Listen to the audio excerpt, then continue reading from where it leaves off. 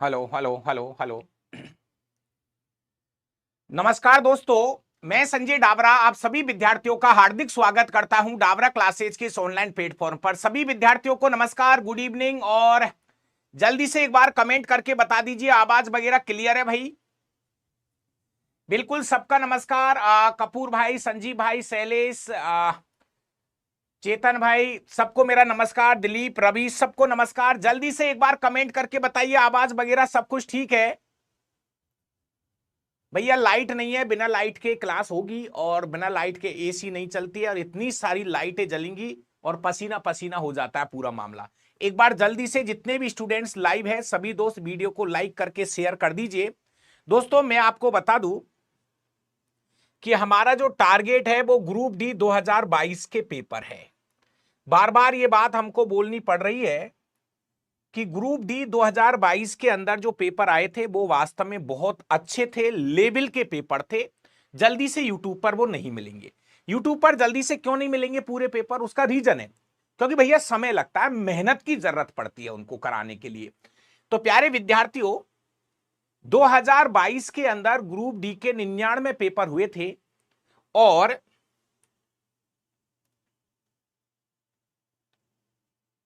हाँ, 99 पेपरों में से दोस्तों मैं आपको बता दूं, एक पेपर मैंने करा दिया है।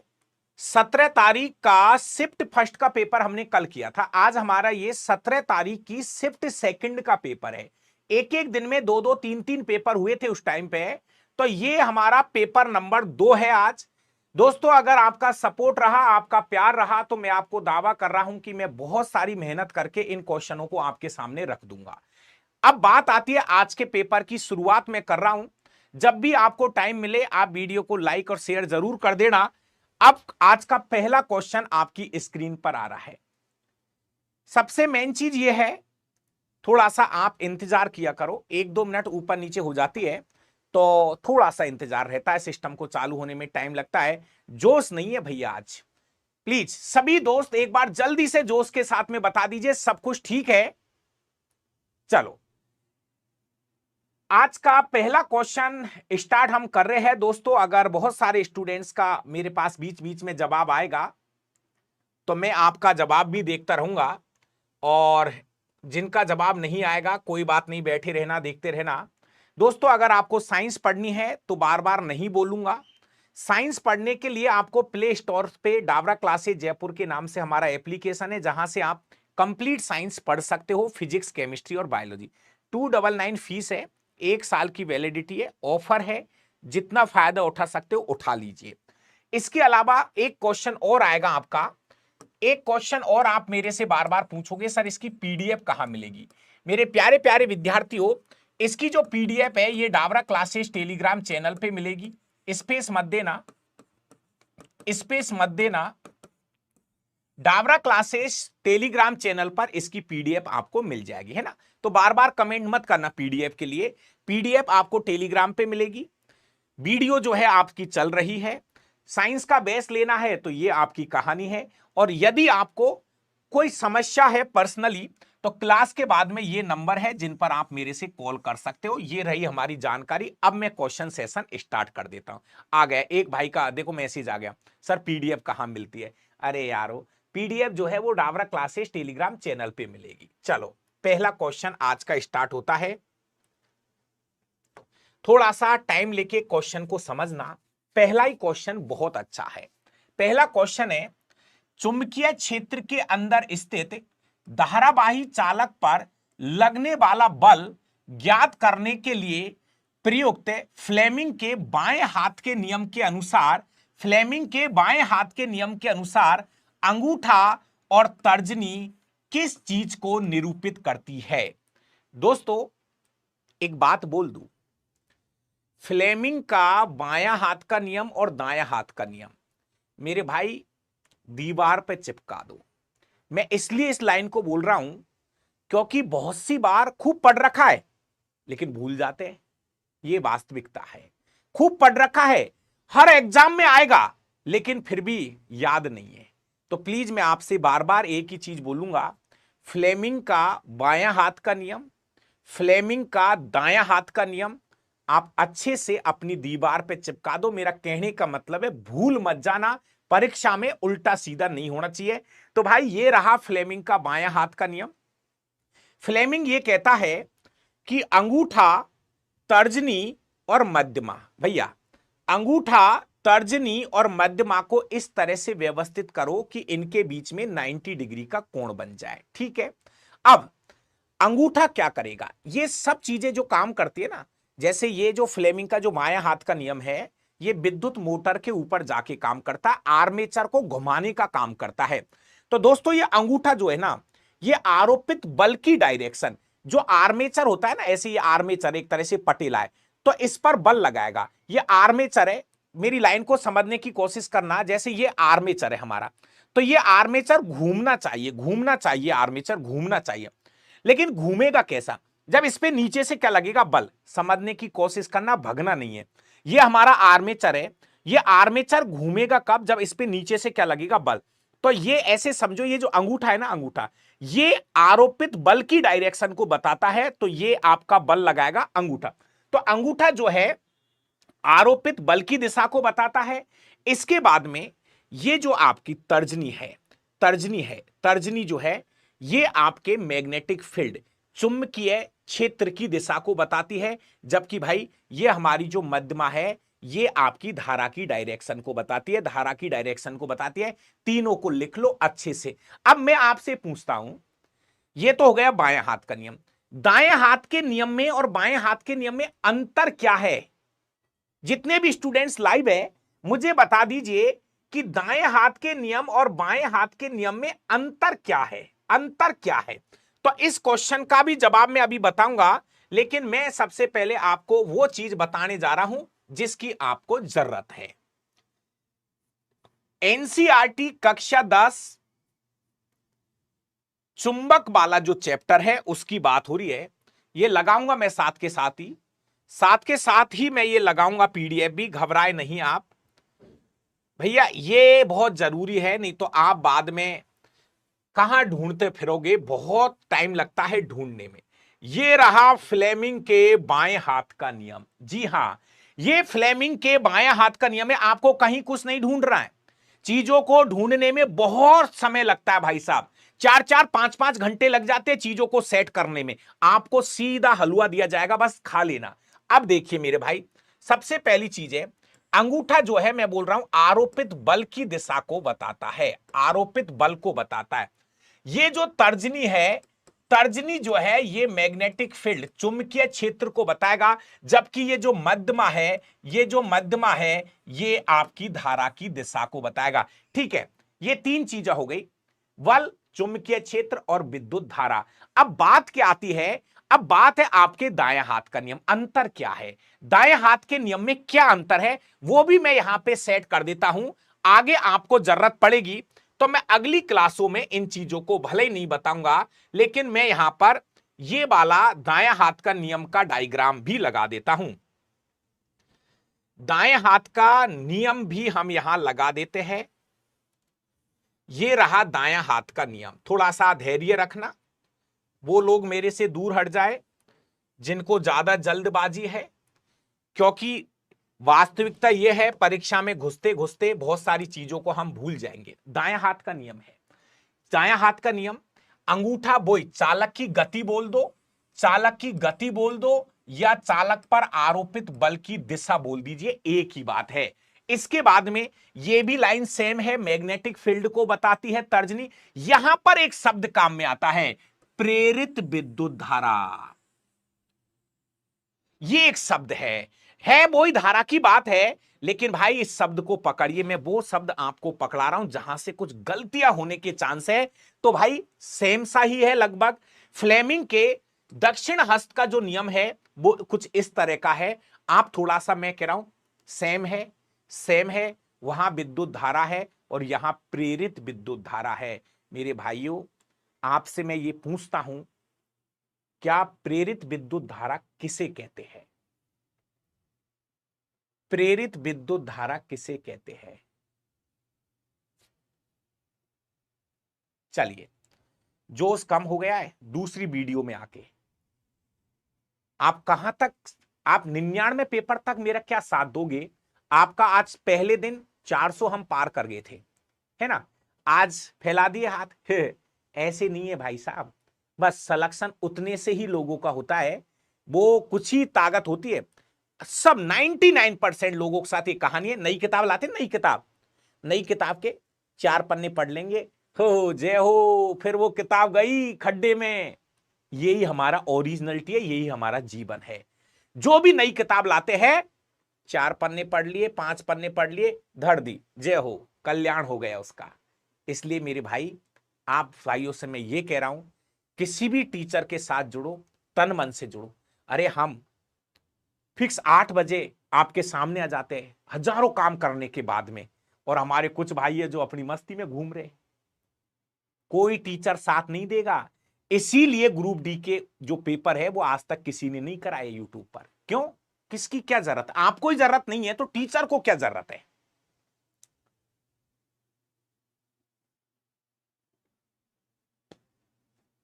चलिए, तो रहा हमारा पहला क्वेश्चन, जिसको हम एक बार और देख लेते हैं। पहला क्वेश्चन हमारा ये था, जिसका जवाब आप दे लीजिए। देखो, आपसे 2 लाइन पूछे यहां पर, अंगूठा क्या दिखाता है? आरोपित बल की दिशा को, और तर्जनी जो है वो चुंबकीय क्षेत्र की दिशा को बताती है। ये हमारा पहला क्वेश्चन का सही जवाब हो गया। चलिए आते हैं अगले क्वेश्चन के ऊपर। क्वेश्चन नंबर 2 क्या कहता है, पढ़ लीजिए एक बार। क्वेश्चन नंबर 2 सीधा क्वेश्चन है, कल बात हो चुकी है। निम्नलिखित में से कौन सा भाग पौधों में गैसीय विनिमय में सहायता करता है? सीधा क्वेश्चन है, शायद जल्दी से हो जाना चाहिए समय बचा के। तो भाई हमारी जो पत्ती होती है, पत्ती के किनारों पर रंध्र पाए जाते हैं। चलो ये रंध्र तो मैं बना दूं, लेकिन रंध्र के चारों ओर ध्यान रखना, ये कल भी बात हुई थी, चित्र भी बताया था मैंने। ये बीच वाला जो भाग है, ये तो हमारा रंध्र हो गया, ये तो हमारा रंध्र हो गया, लेकिन ये है होती है द्वार कोशिकाएं। इनको बोलते हैं द्वार कोशिकाएं भाई साहब, ये होती है द्वार कोशिकाएं। और इनके बीच बीच में यहां पर आपको दिखाई देगा हरित लवक, क्लोरोफिल। यहां पर आपको हरित लवक दिखाई देगा, ये है क्लोरोफिल। तो ये है आपका खुला हुआ रंध्र। 2 तरह से काम करते हैं, एक तो होते हैं खुले हुए, एक होते हैं बंद जो है। तो ये एक तरह से खुले हुए रंध्र की कहानी है। जब इसके अंदर पानी आता है, जब इसके अंदर पानी आता है तो द्वार कोशिकाएं जो है वो पानी अवशोषित करके फूल जाती है और रंध्र खुल जाते हैं। तो भाई साहब फाइनली बात यह है, जो CO2 पत्तियों के अंदर जाती है, CO2 जो है पत्तियों के अंदर जाती है, वो इस रंध्र की सहायता से ही इसमें प्रवेश करती है। तो इस क्वेश्चन का सही जवाब होगा ऑप्शन नंबर डी। तीसरा क्वेश्चन, इनमें से कौन से विद्युत मोटर के आर्मेचर के भाग है? जी हां भाई, इस क्वेश्चन को आप एक बार मुझे जवाब दीजिए। चलो जवाब दो भाई जल्दी से।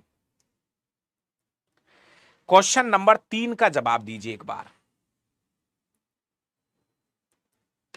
क्वेश्चन नंबर 3,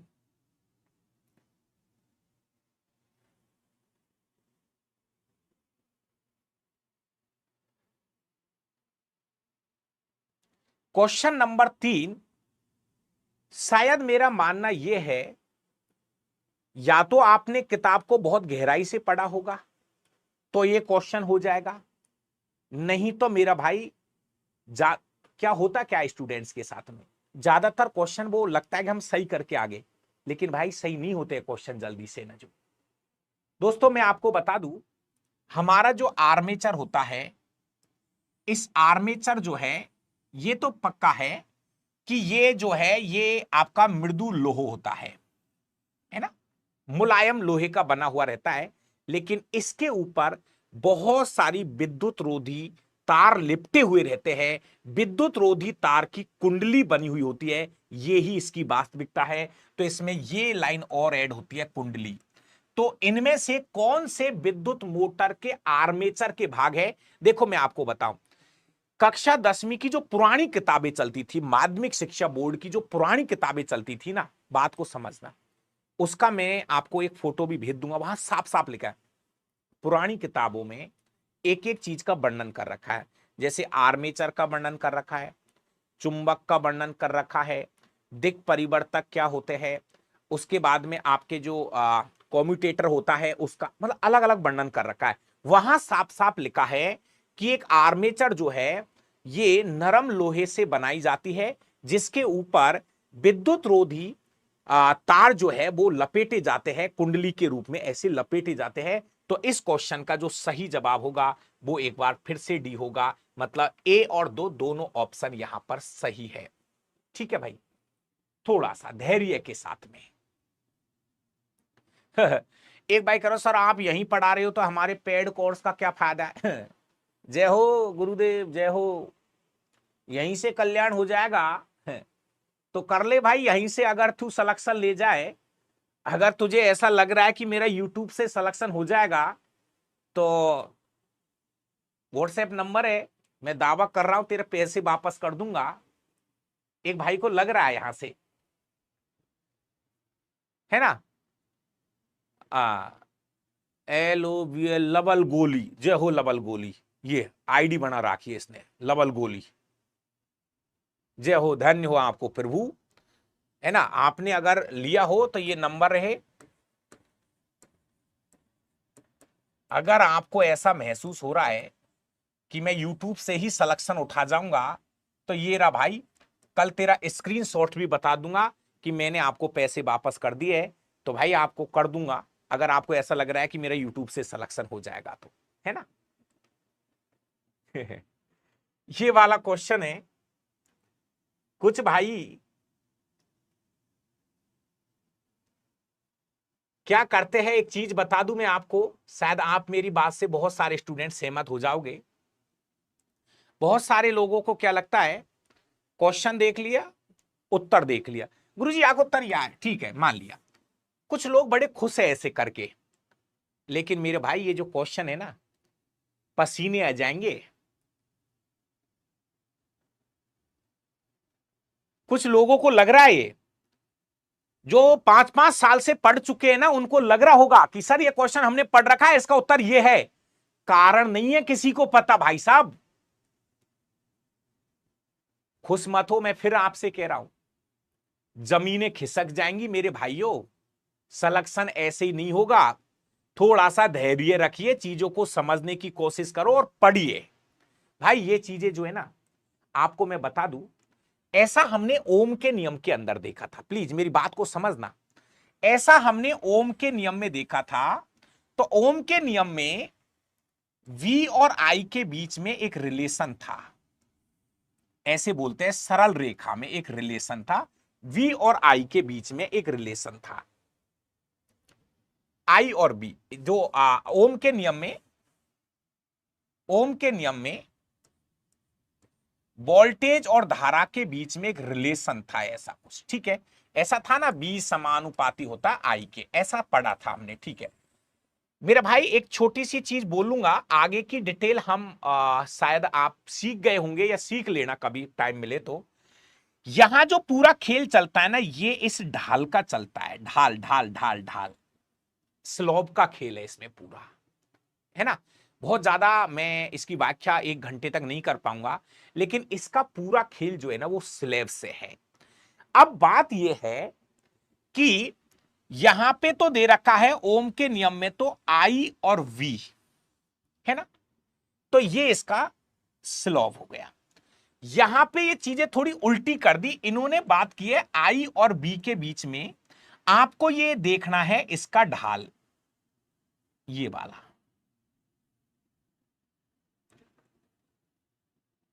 अब किसका ढाल ज्यादा होगा? जिसका ढाल ज्यादा होगा उसका प्रतिरोध सबसे कम होगा। जिसका ढाल सबसे ज्यादा होगा उसका प्रतिरोध सबसे कम होगा। अभी तो ये बातें लिख लीजिए, ढाल सबसे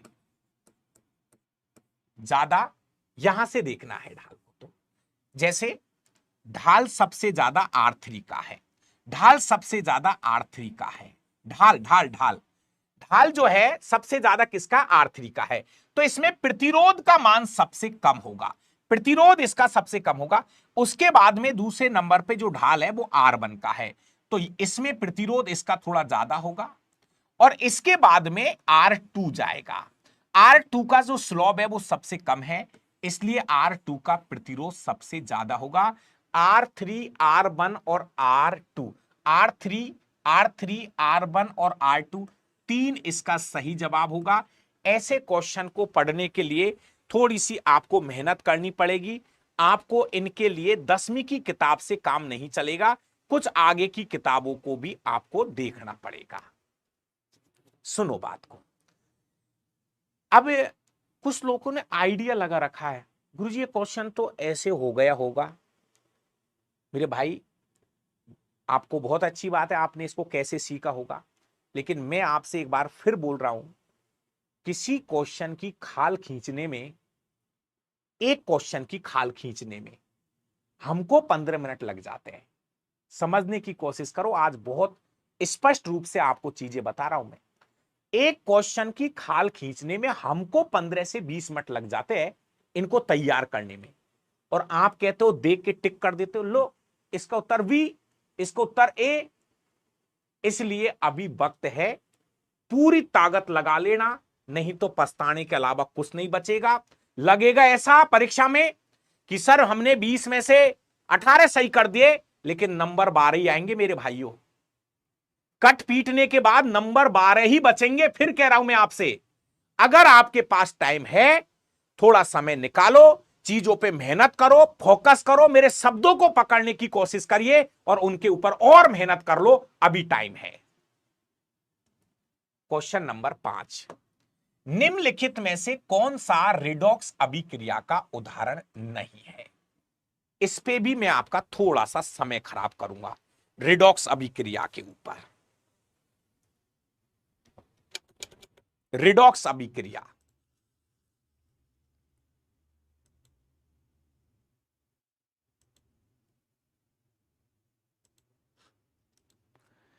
जी हां,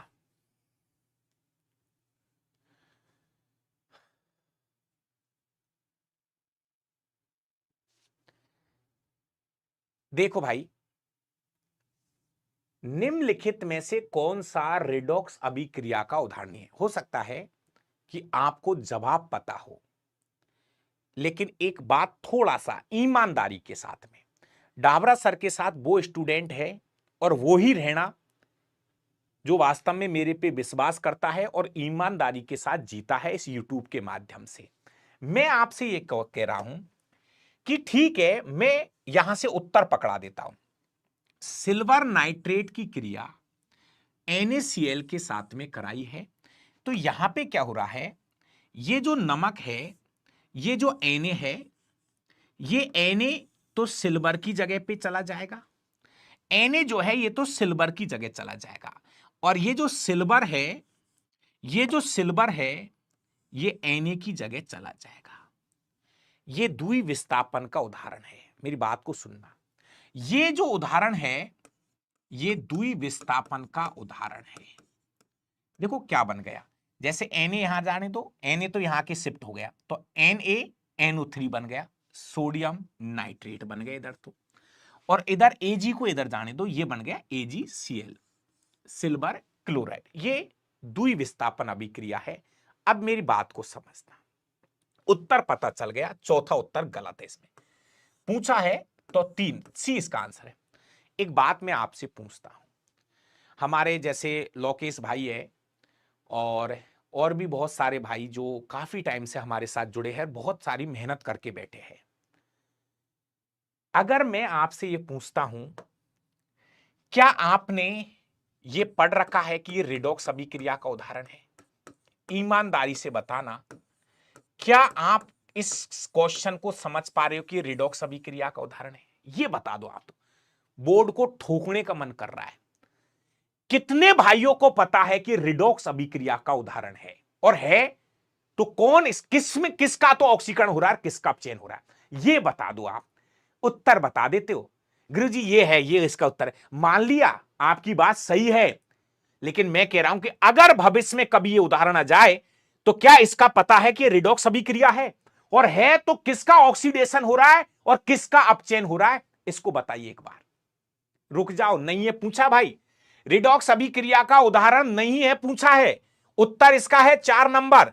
4 नंबर किसमें है? 3 वाले ऑप्शन में। तो उत्तर ये वाली रिएक्शन ही इसका उत्तर है। लेकिन मैं जो कहना चाह रहा हूं उस लाइन तक पहुंच जाइए, फिर कह रहा हूं मैं। ये तो ठीक है, टीचर बताते हैं कि जिंक क्लोराइड की क्रिया कार्बन से कराते हैं, जिंक और कार्बन मोनोऑक्साइड बन गया, मतलब जिंक, यहां से ऑक्सीजन की कमी हो गई, जिंक बन गया, यहां पर जाके ऑक्सीजन का योग हो गया, जिंक ऑक्साइड जिंक में बदल गया, कार्बन कार्बन मोनोऑक्साइड में बन गया, यहां ऑक्सीजन की कमी, यहां ऑक्सीजन का योग। समझ में आ रहा है? ऑप्शन नंबर 2 भी थोड़ा थोड़ा समझ में आ सकता है कुछ स्टूडेंट्स को, लेकिन मैं दावे के साथ कह रहा हूं, यूट्यूब पर जो स्टूडेंट पढ़ रहे ना, 99% स्टूडेंट्स को नहीं पता कि रिडॉक्स अभिक्रिया है या नहीं है, और है तो कैसे है, किसका ऑक्सीकरण हो रहा है, किसका अपचयन हो रहा है, बस नहीं है पता।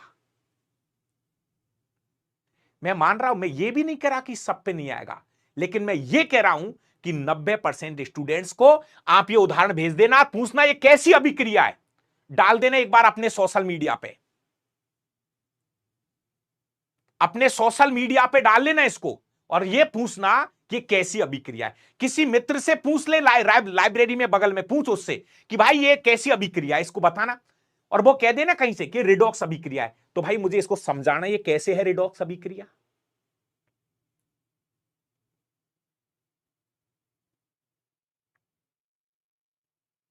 एक बात फिर कह रहा हूं, हाथ जोड़ के समझा के, रिडॉक्स अभिक्रिया को हमारी एनसीईआरटी कक्षा 10वीं के अंदर बहुत कम दे रखा है। एनसीईआरटी कक्षा 10वीं में रिडॉक्स अभिक्रिया नाम मात्र की दे रखी है, केवल इतना सा दे रखा है, ऑक्सीजन का योग, कक्षा 10वीं खोल के एक बार खोल लो, ऑक्सीजन का योग और हाइड्रोजन की कमी दे रखी है एक, तो है ना, ये तो ऑक्सीडेशन हो गया, इधर ऑक्सीजन की कमी और हाइड्रोजन का योग, ये अपचयन हो गया। मतलब सच में कक्षा 10वीं में केवल इतना सा दे रखा है। मैं कह रहा हूं एक बार समय निकाल के डावरा सर के कहने पे आपका रिडॉक्स अभिक्रिया वाला क्वेश्चन गलत हो सकता है। मैं आज फिर कह रहा हूं परीक्षा में अभी समय है। रिडॉक्स अभिक्रिया को समझने के लिए एक शब्द होता है, नंबर 1 इलेक्ट्रॉनों की लेन देन प्लस ऑक्सीकरण अंक। 2 लाइन पकड़ के बैठ जाना, फिर बात करूंगा किसी दिन रिडॉक्स के ऊपर। भाई एक तो इलेक्ट्रॉन का त्यागना और एक इलेक्ट्रॉन का ग्रहण करना, इसके आधार पर रिडॉक्स अभिक्रिया को देखना और समझना सीख जाइए। नंबर 2 बात, ऑक्सीडेशन अंक। भाई साहब ऑक्सीकरण अंक निकालना ही कम बच्चों को आता है। गुड इवनिंग भाई सबको मेरे भाइयों।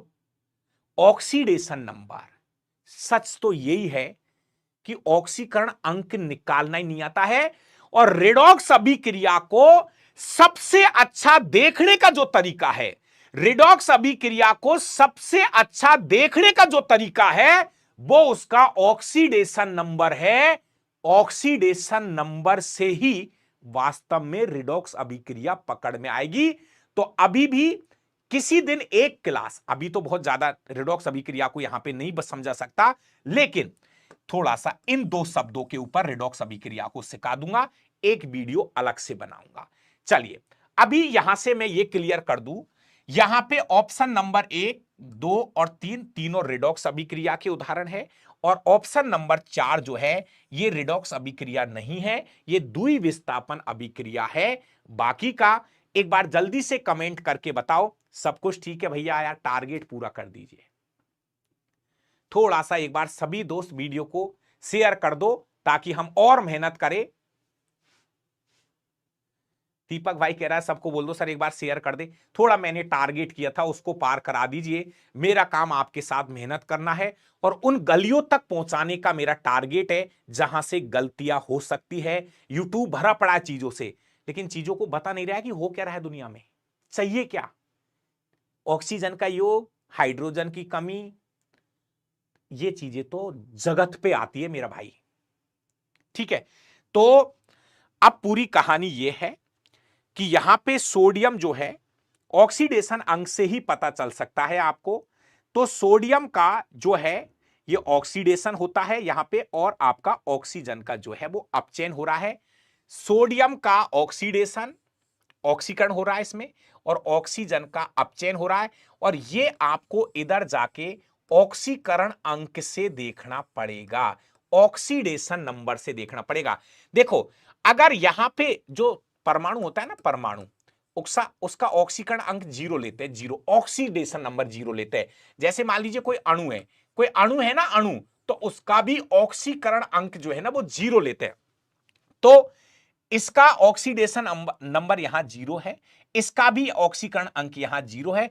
इधर जाके सोडियम का जो ऑक्सीडेशन नंबर है वो +1 हो जाता है, ऑक्सीकरण अंक लिख रहा हूं ये, और यहां ऑक्सीजन का जो ऑक्सीकरण अंक है वो -2 जाके निकलता है। ऑक्सीकरण अंक निकालना आना चाहिए, और ऑक्सीडेशन अंक का बढ़ना और ऑक्सीडेशन अंक का घटना, इस आधार पर हम ऑक्सीकरण अपचयन अभिक्रिया को सीखेंगे।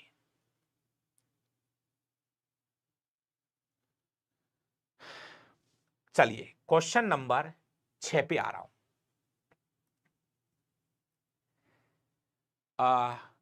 बैकग्राउंड ब्लैक करवा दो, ठीक है, बोर्ड का कलर ग्रीन करवा दीजिए।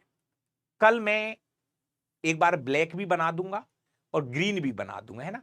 आप मुझे बता देना जैसा कलर आपको पसंद हो, करवा देंगे। अब आज तो नहीं चेंज होंगे, कल मैं आपको ब्लैक पे कर दूंगा, कोई दिक्कत नहीं है। अब यार थोड़ा सा मेहनत करो, अभी मेरे को इसलिए दुख हो रहा है कि आप परीक्षा देने जाओगे और आप क्वेश्चन गलत करके आओगे, इसलिए अभी आप बैठ जाओ, अभी बैठ जाइए। अब यहां पे है, मनुष्य के पाचन तंत्र में होने वाली कौन सी क्रिया गंदगी पर साबुन के पायसीकरण की क्रिया के समान होती है? क्वेश्चन सेट किया है, कहीं ऐसा क्वेश्चन लिखा हुआ नहीं है डायरेक्ट किताबों में, ये क्वेश्चन सेट किया है। कैसे सेट किया है? ये ऐसे सेट किया है, जिस तरह से हम साबुन लगाते हैं, तो साबुन में एक क्रिया होती है मिसेल, सुना होगा मिसेल अभिक्रिया। तो मिसेल क्रिया के तहत साबुन जो है वो कपड़ों में से गंदगी को हटा देती है, चिकनाट को हटा देती है। मतलब जो वसा के जो जटिल अणु होते हैं उनको तोड़ने का काम करता है साबुन, एक तरह से ऐसे समझ लीजिए। साबुन क्या है, जैसे आप साबुन लगाओगे तो जो चिकने पदार्थ होते हैं उनको एक तरह से तोड़ने का काम करता है। सेम वो ये कह रहा है कि मनुष्यों में पाचन के अंदर भी कुछ ऐसा होता है क्या, पायसीकरण। तो आपको मैं बता दूं कि हमारे लीवर से, मेरे प्यारे प्यारे विद्यार्थियों, हमारे लीवर से निकलता है पित्तरस। जी हां, जी हां, लीवर से निकलता है पित्तरस, जो कि पित्ताशय में जाकर इकट्ठा होता है। पित्तरस क्या करता है? पित्तरस का काम होता है हमारी छोटी आंत के गृहिणी में, हमारे छोटी आंत के गृहिणी में पित्तरस का काम होता है वसा की बड़ी बड़ी गोलियों को, वसा की बड़ी बड़ी गोलियों को छोटी छोटी गोलियों में तोड़ने का काम करता है। पित्तरस का काम है वसा का पायसीकरण करना, वसा की बड़ी बड़ी गोलियों को छोटी छोटी गोलियों में तोड़ना, ये ही वसा का पायसीकरण कहलाता है, ये ही वसा का पायसीकरण कहलाता है, या इसको हम इमल्सीकरण भी बोलते हैं, इमल्सीकरण भी बोलते हैं। वापस सुन लीजिए, पित्तरस का काम क्या है? पित्तरस का काम होता है वसा की बड़ी बड़ी गोलियों को छोटी छोटी गोलियों में तोड़ना, वसा की बड़ी बड़ी गोलियों को छोटी छोटी गोलियों में तोड़ना, यह काम पित्तरस का है, और इस क्रिया को बोलते हैं वसा का पायसीकरण या वसा का इमल्सीकरण। सेम यही प्रक्रिया जब हम साबुन लगाते हैं ना गंदी चीजों पर, चिकनी वाली चीजों पर, तो वहां पर भी आपके जो वसा के जो अणु है वो टूटते हैं, पायसीकरण जैसी रिएक्शन वहां पर देखने को मिलती है। तो इस क्वेश्चन का सही जवाब होगा पितरस द्वारा क्षारीय माध्यम प्रदान करना, पित्र लवणों बड़ी, हाँ ये रहा दूसरा, पितरस लवणों द्वारा, पित्त लवणों द्वारा वसा की बड़ी बड़ी गोलियों को छोटी छोटी गोलियों में विघटन किया जाता है। छठे क्वेश्चन का जो राइट आंसर आएगा वो सेकंड वाला आएगा। ठीक है भाई, क्वेश्चन नंबर 7 सीधा क्वेश्चन है, कर लो। दिए गए परिपथ में 4M प्रतिरोध के टर्मिनलों के बीच विभव विभव पात ज्ञात कीजिए। ठीक है, करो भाई, ज्ञात करो इसको। सीधा सीधा हो जाएगा, हो जाना चाहिए, हो जाएगा। साबुनीकरण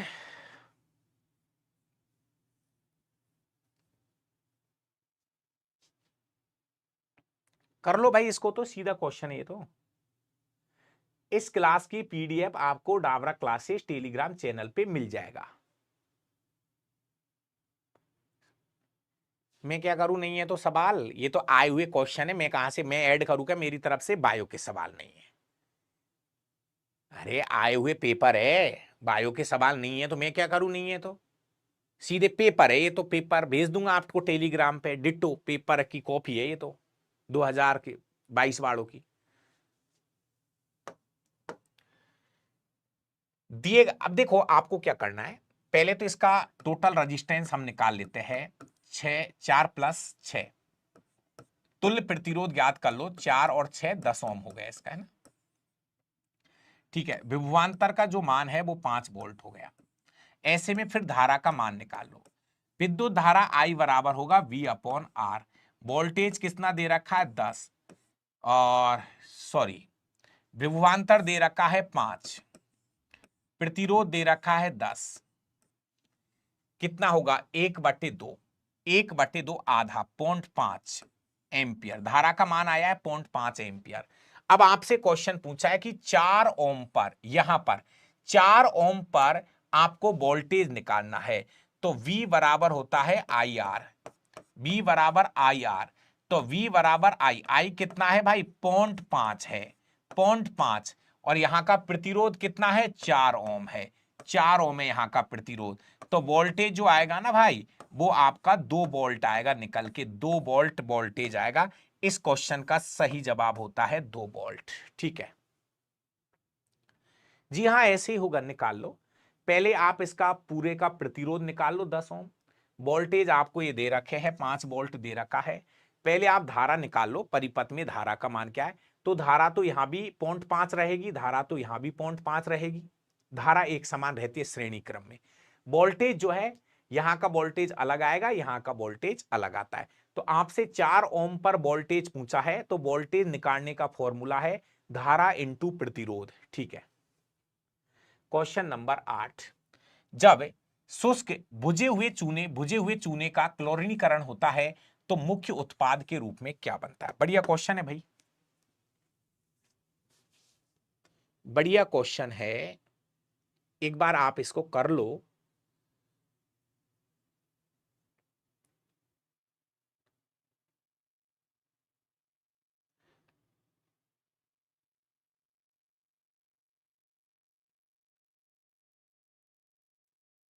हाँ भाई,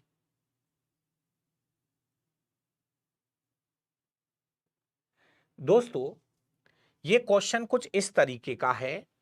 ये क्वेश्चन कक्षा 10वीं की पाठ नंबर 2 में है, कक्षा 10वीं के पाठ नंबर 2 में ये क्वेश्चन है। कैसे होगा ये क्वेश्चन, ये क्वेश्चन है बुझे हुए चूने की क्रिया, बुझे हुए चूने की क्रिया क्लोरीन गैस के साथ करवाई जाती है तो कैल्शियम हाइपोक्लोराइड बनता है, कैल्शियम हाइपोक्लोराइड बनता है, ये बनता है कैल्शियम हाइपोक्लोराइड बनता है, और साथ में जल का निर्माण होता है। कैल्शियम हाइपोक्लोराइड बनता है, कैल्शियम हाइपोक्लोराइड बनता है, या ऑक्सो बोल दो क्लोराइड, दोनों बोल सकते हो, कैल्शियम ऑक्सो क्लोराइड बोल दो या कैल्शियम हाइपोक्लोराइड बोल दो। और ये विरंजक चूर्ण बनाने की विधि है, ये विरंजक चूर्ण बनाने की विधि है, इसको बोलते हैं बुझे हुए चूने का क्लोरीनीकरण। मेरे भाई ये कक्षा 10वीं की एनसीईआरटी में है, सीख लो सीख लो सीख लो। जी हां, इस क्वेश्चन का सही जवाब 3 होगा। क्लोरीन गैस प्रवाहित की जा रही है बुझा हुआ चूने में, बुझे हुए चूने में क्लोरीन गैस प्रवाहित की जा रही है भाइयों। बहुत बढ़िया। ब्लीचिंग पाउडर कहां से आ गया शैलेश?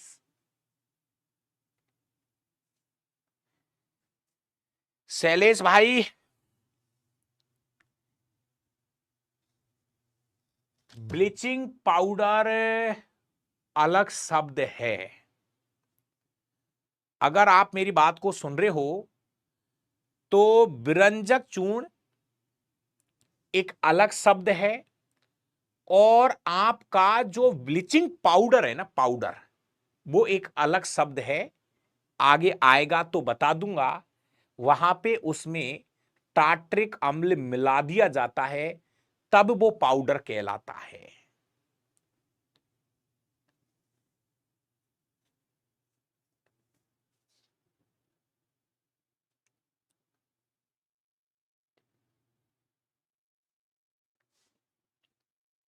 एक मिनट, एक मिनट।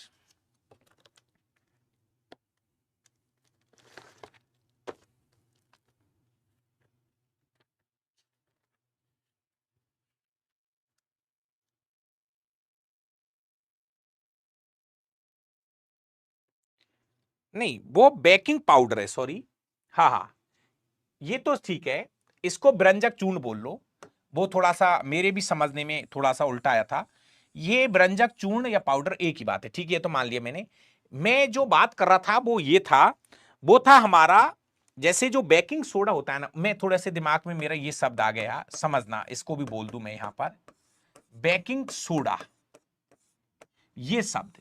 और ये मेरे दिमाग में आ रहा था ये वाला शब्द बेकिंग पाउडर आ रहा था।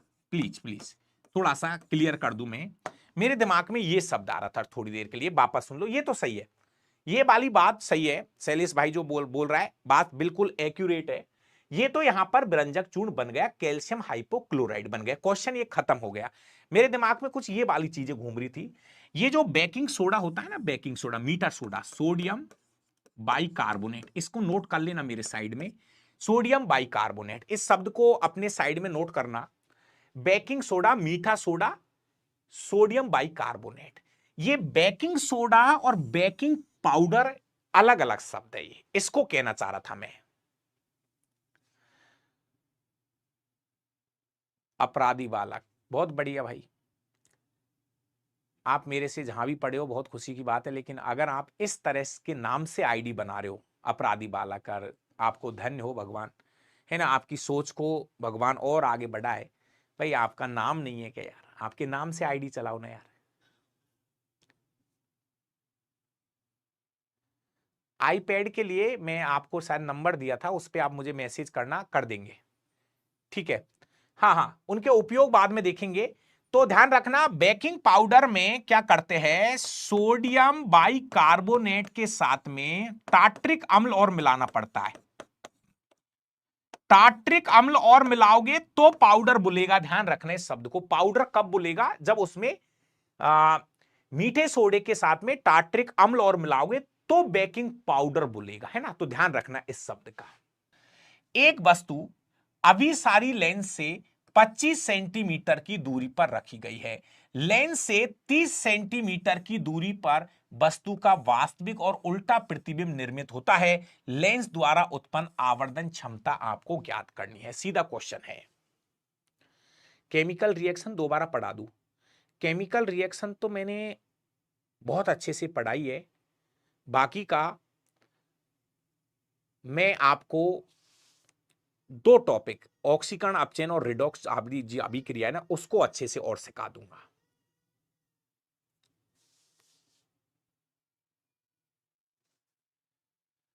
हाँ भाई, ये क्वेश्चन कर लो भाई, थोड़ा सा टाइम निकाल के। एनटीपीसी के लिए लाखन सिंह जी, ये जो मैं साइंस करा रहा हूं, ये आपके 100% सब परीक्षाओं के काम में आएगी। हो सकता है वहां पे बायो ज्यादा है, तो बायो भी मैं आपको यूट्यूब पर बहुत सारी करवा दूंगा। बाकी का आप डावरा क्लासेज एप्लीकेशन पे जाके एक बार साइंस पढ़ो, शायद आपका बहुत बेहतर से पेपर होते चले जाएंगे।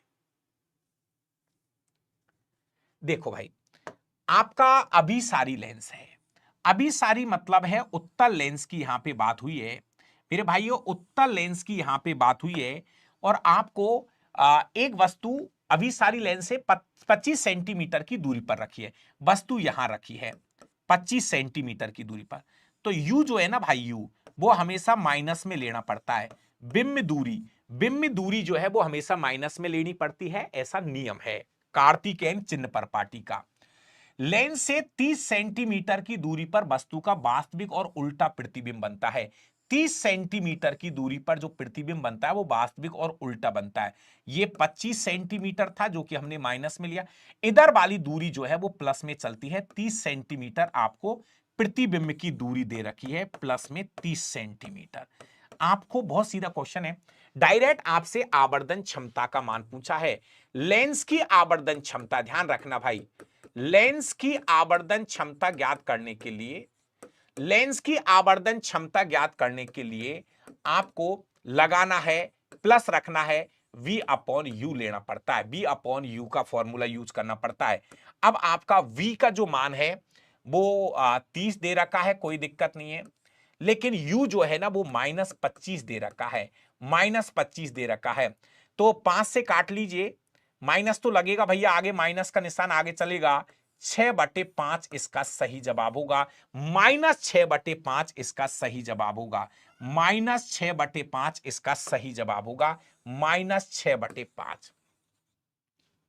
ये आपका आवर्धन क्षमता का फॉर्मूला। नहीं भाई, दर्पण के लिए माइनस लगाते हैं, जी हां, दर्पण के लिए, दर्पण की आवर्धन क्षमता जब निकालते हैं, दर्पण की आवर्धन क्षमता जब निकालते हैं मैग्निफिकेशन का मान, तो वहां पे -b अपॉन यू आता है। दर्पण के सूत्र में यहां आगे आवर्धन क्षमता में ध्यान रखना, दर्पण के फॉर्मूलों में आगे माइनस लगता है, जबकि लेंस की आवर्धन क्षमता में फॉर्मूले में प्लस चलता है, ध्यान रखना। हां, वो हाइट से भी ज्ञात कर सकते हैं, प्रतिबिंब की ऊंचाई बटे बिंब की ऊंचाई, प्रतिबिंब की ऊंचाई बटे बिंब की ऊंचाई से भी हम ये वाली चीज ज्ञात कर सकते हैं। चलो आगे बढ़े भाई। Question number 11। क्वेश्चन नंबर 11 वैसे ये ऐड हो गया गलती से, ये मेरा साइंस का क्वेश्चन नहीं है, मेरा साइंस का क्वेश्चन नहीं है ये, लेकिन गलती से ये ऐड हो गया। फिर भी एक बार अगर आप पे इसका जवाब आता है तो आप दे लीजिए।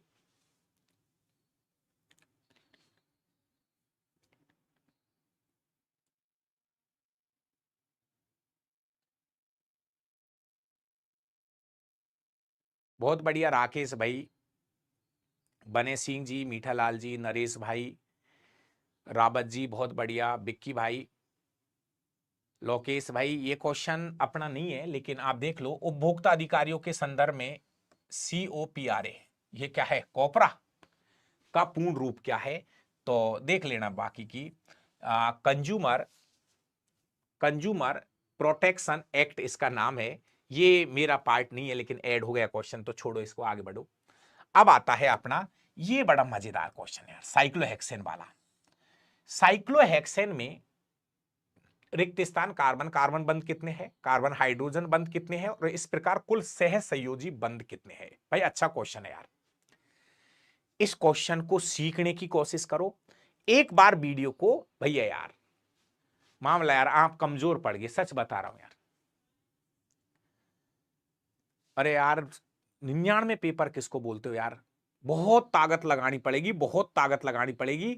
इसलिए प्लीज आप थोड़ा सा साथ दे, सभी भाई लाइव आना यार, फिर बाद में तो वीडियो को यार सभी देखते यार, लाइव का ही तो खेल है यार, यही तो ताकत है, दुनिया देखती इसको, ये कि लोग कितने देख रहे हैं। अब वो आपकी मर्जी है भाई, मुझे ताकत मिलेगी तो मैं चलता रहूंगा। अच्छा क्वेश्चन है ये, गलत होने के चांस ज्यादा लोगों के है। हाँ, अगर सही से नहीं पढ़ी होगी ना केमिस्ट्री, तो ये 99% लोगों का सड़ सड़ जाएगा, नहीं उनके बैठती नहीं, भेजे में नहीं बात बैठती है। देखो मैं बताऊं, देखो हेक्सेन, प्लीज प्लीज मजा आएगा, इस क्वेश्चन को सिखा देता हूं मैं। एक तो होता है हेक्सेन, हेक्सेन का फॉर्मूला तो होता है C6H14 हेक्सेन। सुनो सुनो समझो यार, एक तो शब्द होता है हेक्सेन और एक शब्द होता है साइक्लोहेक्सेन। साइक्लोहेक्सेन, आप साइक्लो का मतलब है जहां पे एक वलय का रूप ले लेती है कोई भी चीज। कार्बन की एक वलय जब बन जाती है, कार्बन चक्र के रूप में जब व्यवस्थित होता है, तो उसको बोलते हैं साइक्लो।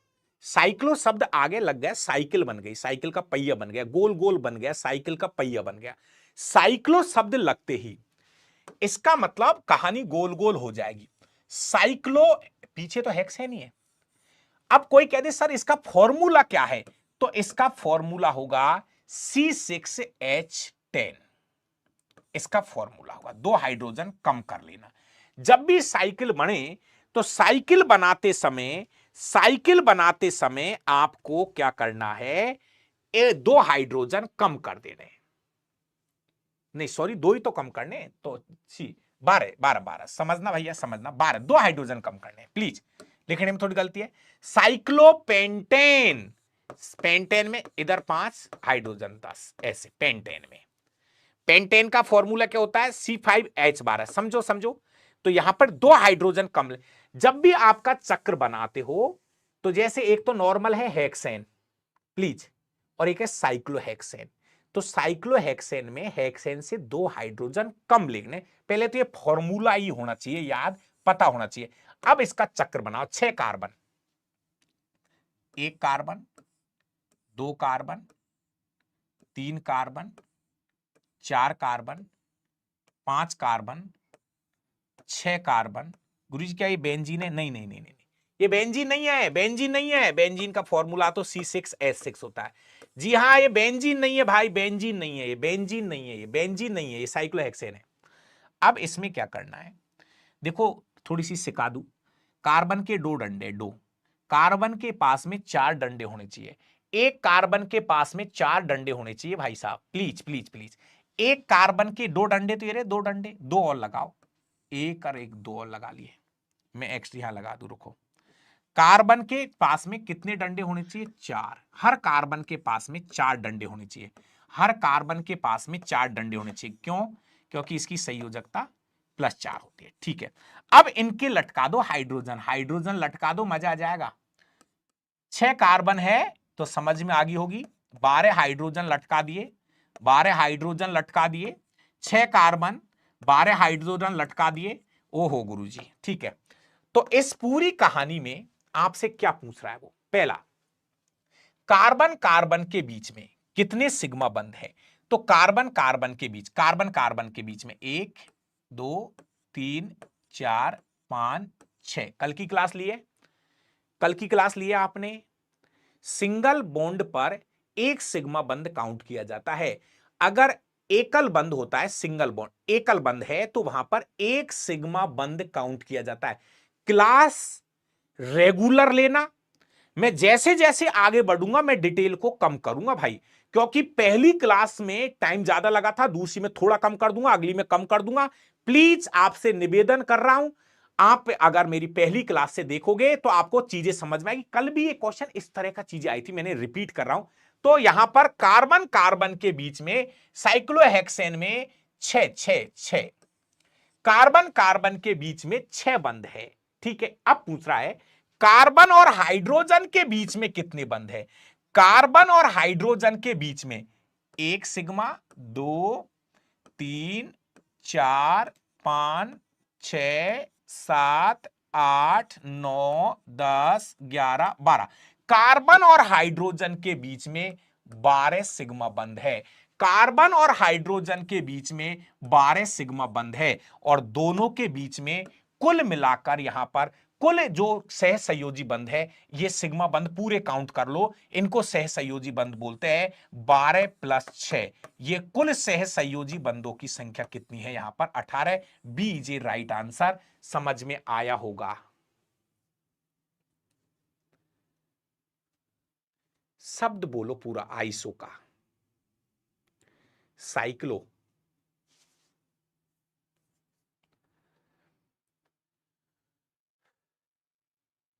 ग्रुप डी के क्वेश्चन है ये भाइयों। ये क्वेश्चन तो आरएस तक टकराएंगे जीवन में। जब तक आप हो, अपने बहन भाइयों को उन सब से ये कहना कि 2022 के ग्रुप डी के पेपर हमेशा जिंदगी भर पढ़ के जाना। क्योंकि एक चीज बताऊं, मैंने जो एनालिसिस किया है 2012 के अंदर पूरी, सॉरी 2022, ग्रुप डी 2022 में पूरा 10वीं क्लास का निचोड़ निकाल दिया। 2018 के यदि आप पेपर देखोगे, ग्रुप डी 2018 में 135 पेपर हुए थे, किसी किताब में भी नहीं है और किसी साइट पे या यूट्यूब पर भी किसी ने नहीं कराए। सीधी सी बात है, नहीं कराए तो नहीं कराए, हम क्या करें। दूसरी चीज, 2018 के जो पेपर है आप देखना, पूरी 9वीं क्लास का निचोड़ निकाल दिया। 135 पेपर हुए थे 2018 ग्रुप डी के अंदर। तो मैं आज फिर कह रहा हूं, आपके घर परिवार रिश्तेदार के अंदर अगर कोई भी बहन भाई है जो ये कहता है कि 9वीं 10वीं के प्रैक्टिस पेपर हमें चाहिए, तो मैं एक ही लाइन बोलूंगा, 2018 और 2022 के पेपर निकाल लेना। जिंदगी में इससे ज्यादा प्रैक्टिस कहीं नहीं मिलेगी आपको।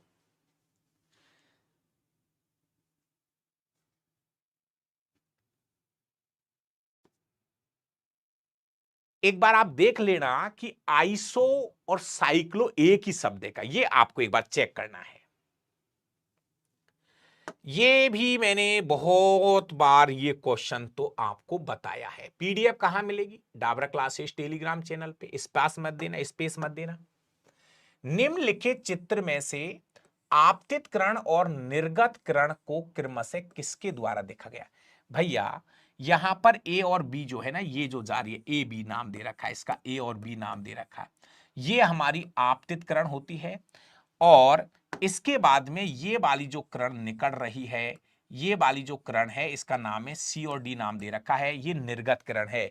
तो आपतित किरण जो है वो ए और बी है, और सी और डी जो है ये निर्गत किरण के नाम से जानी जाएगी। इनमें से क्या अलैंगिक प्रजनन का उदाहरण नहीं है?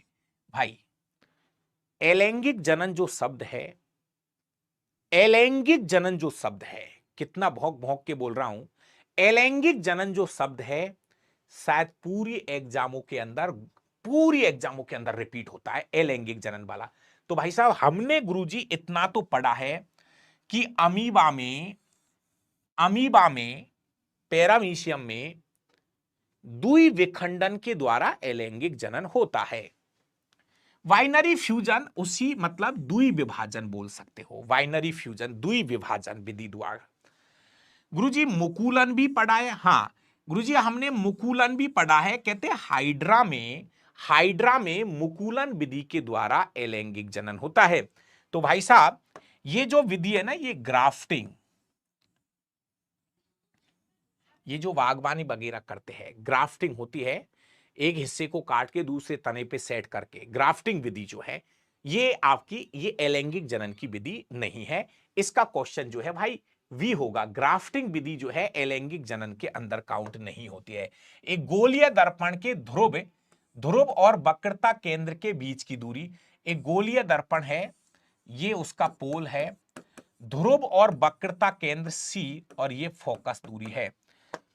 एक गोलीय दर्पण के ध्रुव और वक्रता केंद्र के बीच की दूरी, इसकी फोकस दूरी के पदों, फोकस दूरी एफ, फोकस दूरी ये है, फोकस दूरी तो ये है, फोकस दूरी के पदों के बीच क्या रिलेशन? मेरे भाई अगर आपको क्वेश्चन में फोकस दूरी एफ दे रखी है तो वक्रता त्रिज्या इसकी डबल हो जाएगी। अगर ये एफ दे रखी है, फोकस दूरी एफ दे रखी है, तो वक्रता त्रिज्या इसकी डबल हो जाएगी। आपके पास में एक फॉर्मूला है, फोकस दूरी जो है वक्रता त्रिज्या की आधी होती है। लेकिन इस बार आपको क्वेश्चन में फोकस दूरी दे रखी है, तो फोकस दूरी यदि एफ दे रखी है तो इसको डबल कर दीजिए, इसका क्वेश्चन का जवाब होगा 2f। इस क्वेश्चन का जवाब होगा 2f। डबल हो जाएगी भाई, डबल हो जाएगी। ये दे रखी है तो इसको डबल कर देना भाई। अरे यार आपसे रिलेशन पूछ रहा है, फोकस दूरी तो दे ही रखी है, तो वक्रता केंद्र सी से वाली, ये वाली बात पूछे, ये वाली 2f। फोकस दूरी f है तो ये वाली दूरी जो है वो 2f हो जाएगी, डबल हो जाएगी, इधर वाली दूरी डबल हो जाएगी। किस कारण, किस कारक ने वैज्ञानिकों को तत्वों के वर्गीकरण की ओर अग्रसर किया? ये एक थोड़ा सा सोचने वाला क्वेश्चन है। शायद मेरा ये मानना है जो स्टूडेंट्स एनसीईआरटी पढ़ रहे भी होंगे, तो भले ही अब आपने पढ़ लिया होगा ये क्वेश्चन, अच्छी बात है, लेकिन मैं आपको फिर बता दूं, जब हम वर्गीकरण पढ़ते हैं कक्षा 12वीं में जाके, क्लासिफिकेशन, तो वहां पर ये चीजें साफ साफ लिखी होती है।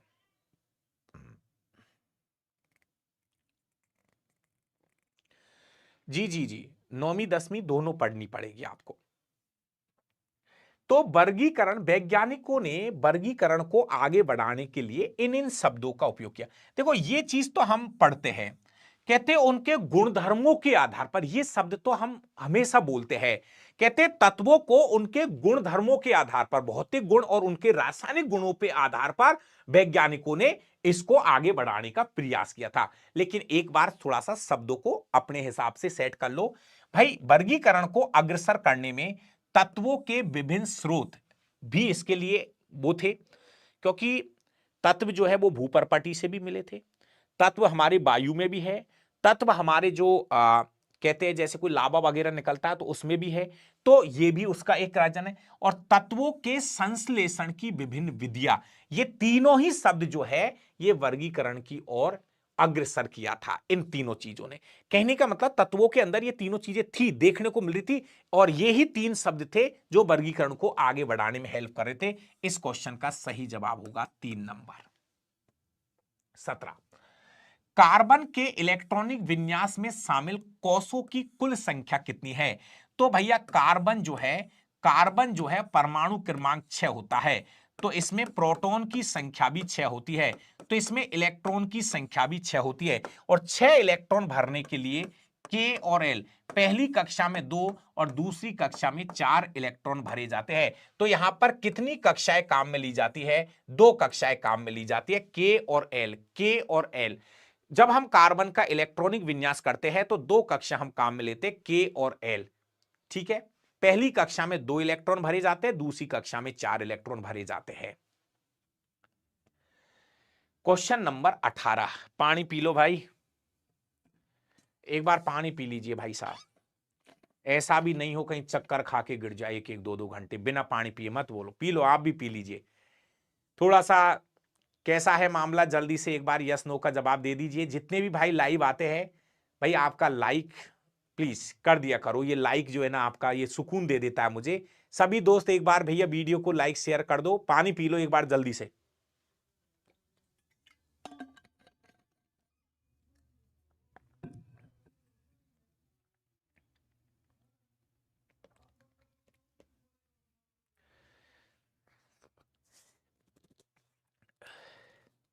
कल एक भाई ने मुझे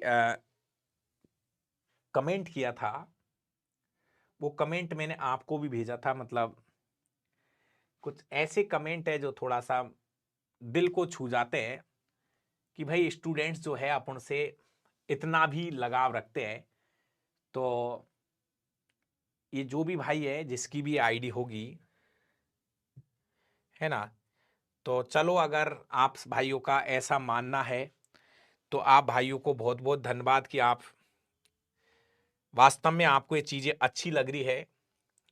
तो ये जिसकी भी नाम ये आईडी है, हो सकता है आज लाइव है नहीं है, जो भी है, तो ये एक भाई ने कल हमें कमेंट किया था, बहुत सुकून मिला इस कमेंट को पढ़ के। ये है पूनिया ब्रोदर्स 9533 के नाम से उनकी कोई आईडी है। तो कल उन्होंने ऐसा एक कमेंट मुझे भेजा था, तो शायद मतलब मुझे ठीक है कि मुझे ऐसा लगा कि मैं वास्तव में बच्चों के लिए मेहनत कर रहा हूं और बच्चे मेरी फीलिंग को समझ रहे हैं कि यार डावरा सर जो है वो किस तरह से मेहनत करते हैं। मतलब मेरी पूरी ताकत में झोंक देता हूं इन चीजों को समझाने के लिए, सिखाने के लिए। तो इस तरह के कमेंट जब आ जाते हैं ना, तो मुझे बहुत सुकून मिलता है और इसी से हम आगे बढ़ते हैं। ये है आपका प्यार। हम क्या आपसे पैसे कमाएंगे? हम आपको 199 रुपए में साइंस पढ़ा रहे हैं, 299 रुपए में हम आपको साइंस पढ़ाते हैं।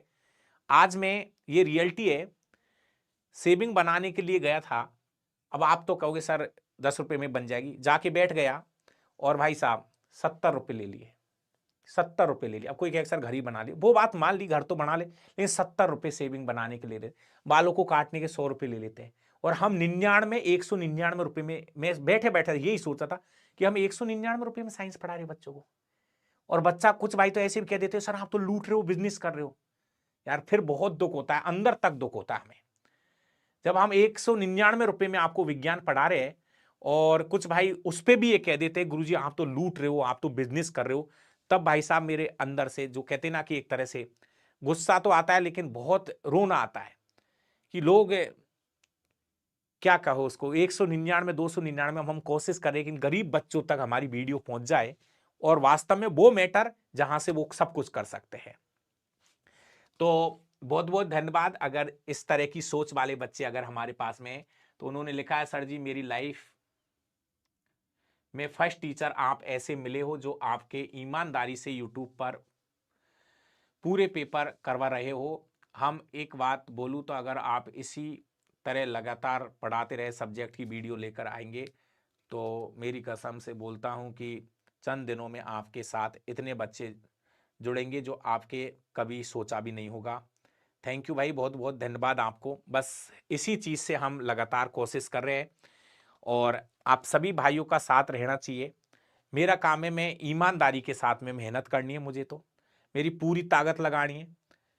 छोटे छोटे आपको ये भी पता है कि डाबरा सर के जैसे 2 साल की बच्ची है, 3 साल की बच्ची है, तो इतने छोटे बच्चे होते हैं उनको अंदर नहीं आने देता हूँ, उनके साथ बिल्कुल समय व्यतीत नहीं करा। ये मेरी पर्सनल लाइफ है कि छोटे बच्चे जिनको टाइम देना चाहिए मैं उनको टाइम नहीं दे रहा हूं। एक पेपर को एक्सप्लेन करने के लिए मेरे 2 से 3 घंटे खराब हो जाते हैं। स्कूल जाता हूं, फिर उस आपका जो पेपर कराना होता है उसको हम तैयार करते हैं, उसको एक्सप्लेन, उसकी पूरी चीजें लिखते हैं, कहीं पे क्या बोलना है, फिर उसकी टाइपिंग भी होती है, पेपर बनता है, फिर आपके सामने आते हैं, एप्लीकेशन पे भी बच्चों को पढ़ाते हैं। ये हमारी ईमानदारी, ओरिजिनलिटी है। और मैं इसलिए, मुझे कभी कभी गुस्सा आता है कि मुझे लालच नहीं है, भगवान की दया से मेरे पास छोटी सी नौकरी है, मेरा जीवन यापन हो रहा है, लेकिन मुझे आपकी सेवा करनी है। और उसके लिए मैं, जैसे हम फिक्स टाइम पे आते ना, बस आप समय से लाइव आओ और आप पढ़ो, पूरी ताकत लगा दो। और मेरी गारंटी है, जितना मैं जानता हूं, मैं कोई ऐसा तो है नहीं हूं कोई बहुत सारे कोई, मैं कोई भगवान हूं, कोई रॉबर्ट नहीं हूं, लेकिन जितना मैं सिखा सकता हूं ना, मैं मेरी तरफ से पूरी ताकत लगा दूंगा आपके लिए। मेरी जरूरत पड़ी मैं पूरी रात भी खड़ा रहूंगा आपके लिए, ये मेरी गारंटी है। लेकिन बस आप मुझे लाइव चाहिए, आप लाइव आते रहो, बस ये है, बस मेरे को और कुछ नहीं चाहिए आपसे ना, जो आप लाइव आते रहो। मैं, ये रियलिटी है, वास्तविकता है, इमोशनल कहानी नहीं है कि हम हमारे बच्चों को टाइम नहीं देके, और वो टाइम मेरे जीवन में दोबारा नहीं आएगा। वो छोटी मोटी लड़ाई भी होती रहती है, जो बच्चों को मैं टाइम देना चाहिए ना, वो टाइम मैं बच्चों को नहीं दे रहा हूं, वो टाइम मैं आपके लिए तैयार कर रहा हूं। ये मेरी वास्तविकता है, और हो सकता है कि चीजें मुझे वापस जीवन में दोबारा नहीं मिलेगी, कि जो टाइम बच्चों को देना चाहिए मैं वो आपके जीवन के लिए लगा रहा हूं। ये मेरी वास्तविकता है, और मैं आपसे ज्यादा पढ़ता हूं, आपसे ज्यादा मेहनत करता हूं, आज भी इन चीजों को आपके सामने लाने तक। तो कोई दिक्कत नहीं है मेरा भाई, जहां तक मेरा बस चलेगा मैं इन पेपरों को कराऊंगा। मेरा कोशिश करूंगा कि जरूरत पड़ी तो मैं 2 पेपर भी अब तैयार कर लूंगा, 2 पेपर भी कराऊंगा।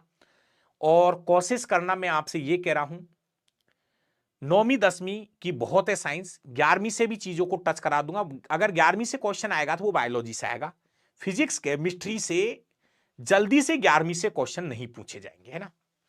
चलो कर लो भाई, अगला क्वेश्चन है, एक गोलीय दर्पण है, एक गोलीय दर्पण के फोकस और वक्रता केंद्र के बीच की दूरी अगर वक्रता त्रिज्या r के पदों में बराबर होगी, तो सेम वही क्वेश्चन एक ही पेपर में रिपीट किया है उल्टे तरीके से। इस बार क्वेश्चन में ये दिया है कि ये वक्रता केंद्र है, ये मुख्य फोकस है, ये पोल है। उस क्वेश्चन को उल्टा कर दिया इन लोगों ने। यहां पर वक्रता त्रिज्या इस बार r दे रखी है। अगर वक्रता त्रिज्या r है तो फोकस दूरी जो है ना, ये इसको ऐसे मानो ये r दे रखा है, ये एक मान है, ये एक मान है, जैसे ये एक मान है, जैसे ये 2 है, ऐसे समझ लो, r की जगह अभी इसको 2 समझ लो आप, ये एक मान है। तो अगर ये r है तो ये r/2 हो जाएगा। फोकस दूरी कितनी हो जाएगी? r/2। फोकस दूरी जो है वो वक्रता त्रिज्या की क्या होती है? आधी होती है। अब वक्रता त्रिज्या क्या दे रखी है? r। R दे रखी है तो ये उत्तर बनेगा R/2, R/2 उत्तर बनेगा ये। जी हां, इसका क्वेश्चन का सही जवाब होगा फर्स्ट वाला। क्वेश्चन नंबर 19 की मैं बात करूंगा। ये कक्षा छठी का क्वेश्चन है। इतना बड़ा क्वेश्चन है लेकिन कक्षा छठी का क्वेश्चन है ये। मेरे पास तो किताब भी है इसका, एक दिन मैंने फोटो भी बताया था, मैंने आपको एक दिन फोटो भी बताया था इसकी। मेरे पास किताब भी है कक्षा छठी की। ये परीक्षण है एक। जी हां, ये कक्षा छठी में है ये क्वेश्चन। ये क्वेश्चन है ना कक्षा छठी की किताब में, एनसीईआरटी में। ये देखो,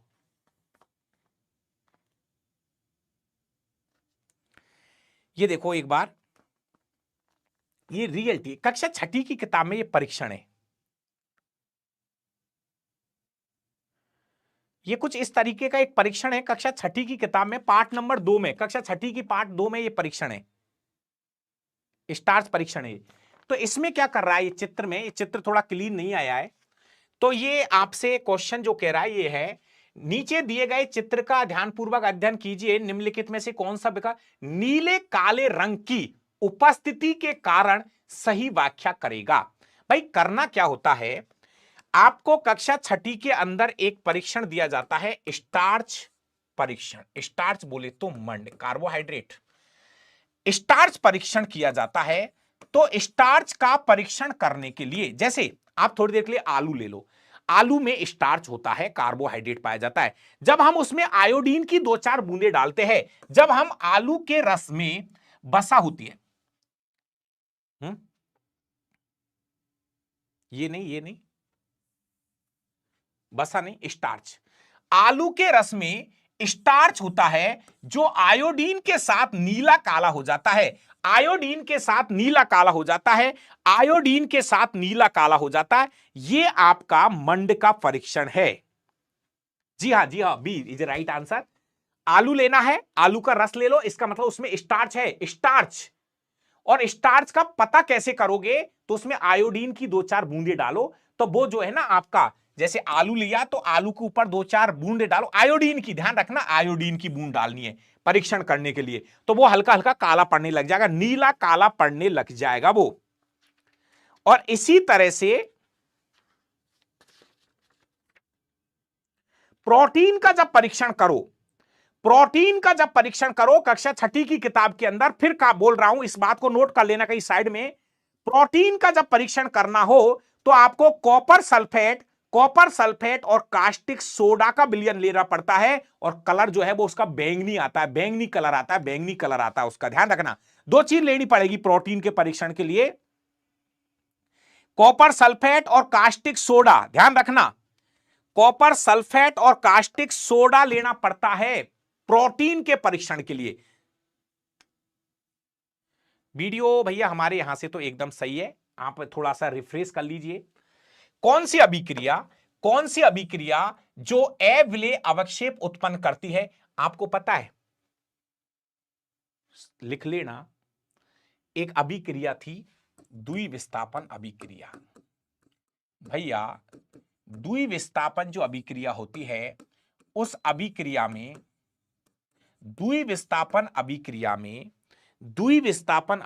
में एक अवक्षेप बनता है, एक पदार्थ बनता है जो जल में अघुलनशील होता है। एक ऐसा पदार्थ जो जल में अघुलनशील होता है उसको हम बोलते हैं अवक्षेप, और उस क्रिया का नाम है अवक्षेपण अभिक्रिया। अवक्षेपण अभिक्रिया कहते हैं जिसमें अवक्षेप बनता है। अवक्षेप का मतलब होता है एक ऐसा पदार्थ जो जल में अघुलनशील होता है, जल में अघुलनशील एक पदार्थ होता है। एक छोटी सी रिएक्शन लिख दूं, उसको आप बार बार लिखते रहना और इसको फिक्स तरीके से याद कर लो। सोडियम सल्फेट की क्रिया बेरियम क्लोराइड के साथ हम कराते हैं, तो भाई देखिए प्लीज, ये बेरियम जो है ये सोडियम की जगह चला जाता है, और ये जो सोडियम है ये बेरियम की जगह चला जाता है, तो ये बनेगा आपका बेरियम सल्फेट, ये बनता है हमारा बेरियम सल्फेट, और साथ में बनता है NaCl। तो मैं अभी इसको संतुलित नहीं कर रहा हूं, लेकिन ये जो बेरियम सल्फेट है ये अवक्षेप बनता है, इसमें अवक्षेप बनता है। और इसको उल्टे तीर के निशान से दिखाते मेरे भाइयों, अवक्षेप जो बनता है उसको उल्टे तीर के निशान से दिखाया जाता है। अवक्षेप का मतलब है ऐसा पदार्थ जो जल में नहीं घुलता है। तो ये द्विविस्थापन अभिक्रिया का ही दूसरा नाम है, अवक्षेपण अभिक्रिया इसे कहा जाता है, अवक्षेपण अभिक्रिया। नरेश योगी, मेरे यहां से कोई वफरिंग नहीं है, मेरे यहां से क्लास एकदम एक्यूरेट चल रही है। आप प्लीज एक बार लॉग आउट करके मतलब वापस जाके वापस जुड़िए एक बार, मेरे यहां कोई वफरिंग नहीं है भाई। क्वेश्चन नंबर 21, निम्न में से किस तत्व के आणविक रूप में परमाणु की संख्या अधिकतम होती है? बढ़िया क्वेश्चन है, बढ़िया क्वेश्चन है। ये क्वेश्चन रिपीट होते रहेंगे, छोटे छोटे क्वेश्चन है। आपको मैं बता दूं, जैसे हमारा फास्फोरस का एक परमाणु है, फास्फोरस का एक तत्व जो है ना, ये 4 परमाणुओं से मिलकर बना होता है। P4 जो फास्फोरस होता है उसका एक तत्व 4 परमाणुओं से मिलकर बनता है। जबकि सल्फर का, ये बात पहले भी हो चुकी है, सल्फर का जो एक तत्व है, सल्फर का जो एक तत्व है वो 8 परमाणुओं से मिलकर बनी होती है। और इनको आप परमाणुकता भी बोल सकते हो, परमाणुकता, इनको हम परमाणुकता भी बोलते हैं। पर ये नंबर जो लिखना है ना, परमाणुकता भी कहते हैं इसको। जैसे फास्फोरस की परमाणुकता 4 बोली जाती है, सल्फर की परमाणुकता 8 बोली जाती है। और जो अक्रिय गैस है, हीलियम, नियोन, आर्गन, क्रिप्टॉन, इनकी परमाणु, ये इसी अवस्था में रहते हैं, इसी फॉर्म में पाए जाते हैं। तो इनकी सबकी परमाणुकता 1 होती है। परमाणुकता बोलता हूं, कुल परमाणुओं की परमाणुकता इनकी क्या होती है? 1 है। इस क्वेश्चन का सही जवाब जो है वो आपका लगेगा सल्फर। सल्फर की परमाणुकता 8 होती है। जी हां। क्वेश्चन नंबर 22, किसी दिए गए प्रतिरोध R को 2 बराबर भागों में काटा जाता है। एक प्रतिरोध है, तार है, प्रतिरोध इसका R है अभी, और वो बोला गया है कि अगर इसको हम 2 बराबर भागों में बांट दें, अगर हम प्रतिरोध को 2 बराबर भागों में बांट दें तो प्रत्येक भाग का प्रतिरोध कितना होगा? तो भैया प्रतिरोध तो लंबाई पे निर्भर करता है, प्रतिरोध जो है वो लंबाई पे निर्भर करता है। भाइयों इस शब्द को पकड़ लो, प्रतिरोध जो है वो चालक तार की लंबाई पे निर्भर करता है, प्रतिरोध लंबाई पे निर्भर करता है। अगर आपने लंबाई को आधा कर दिया तो प्रतिरोध भी आधा हो जाएगा, अगर आपने लंबाई को आधा कर दिया तो प्रतिरोध भी आधा हो जाएगा। मतलब इस हिस्से का भी प्रतिरोध आधा और इस हिस्से का भी प्रतिरोध आधा हो जाएगा।